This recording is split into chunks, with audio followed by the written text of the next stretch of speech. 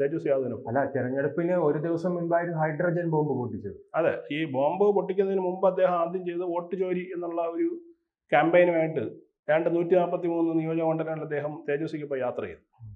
ആ യാത്രയിൽ ചെയ്തപ്പോഴത്തേക്ക് രാജീവ് ഗാന്ധിക്ക് ഒരു തിരിച്ചറിവുണ്ടായി, ഇതുണ്ടെന്ന് പറയാനുണ്ടാവില്ല. അതുകൊണ്ട് അദ്ദേഹം ചെയ്തു, അവിടുന്ന് നൈസിൽ സ്കിപ്പായി. പിന്നീട് ബീഹാർ തിരിഞ്ഞു നോക്കിയിട്ടില്ല.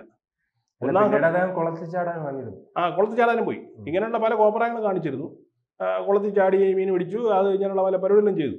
പക്ഷേ ഈ വോട്ടധികാര യാത്ര അദ്ദേഹത്തിന് കൊടുത്ത വലിയ തിരിച്ചറിവാണ്. കാരണം ബീഹാറിൽ ഇദ്ദേഹം പ്രതീക്ഷിക്കുന്ന പോലെയൊന്നും ഭരണവിരുദ്ധ വികാരം ഇല്ല എന്ന് പുള്ളിക്ക് ഗ്രൗണ്ടിൽ നിന്ന് ബോധ്യപ്പെട്ടു.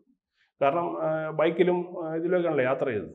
അപ്പോൾ ആളുകളുടെ റെസ്പോൺസ് ചെയ്യുന്ന ഏതാണ്ട് പുള്ളിക്ക് മനസ്സിലായി. അതോടുകൂടി തൻ്റെ പ്രതിച്ഛായ സംരക്ഷിക്കാൻ വേണ്ടി മര്യാദയ്ക്ക് ബീഹാറിൽ നിന്ന് മാറിയിരുന്നു. ഒന്നാം ഘട്ട തെരഞ്ഞെടുപ്പോ രണ്ടാം ഘട്ട തെരഞ്ഞെടുപ്പ് ഈ സമയത്തൊന്നും അദ്ദേഹം ബീഹാറിൽ പോയില്ല. ഒരു ഉത്തരവാദിത്തപ്പെട്ട നേതാവാണെങ്കിൽ എന്താ ചെയ്യേണ്ടത്? അവിടെ പോകേണ്ടതാണ്. മറ്റൊന്ന്, മഹാഗഠബന്ധൻ്റെ മുഖ്യമന്ത്രി സ്ഥാനാർത്ഥിയെ പ്രഖ്യാപിക്കുന്ന കേസിൽ ഇവർ തമ്മിൽ വലിയൊരു ഒരു തർക്കമുണ്ടായി. കൂടുതൽ വാർത്തകളും വിശേഷങ്ങളും നിങ്ങളിലേക്ക് എത്താൻ ABC മലയാളം സബ്സ്ക്രൈബ് ചെയ്യുക, ബെൽ ബട്ടണും അമർത്തുക.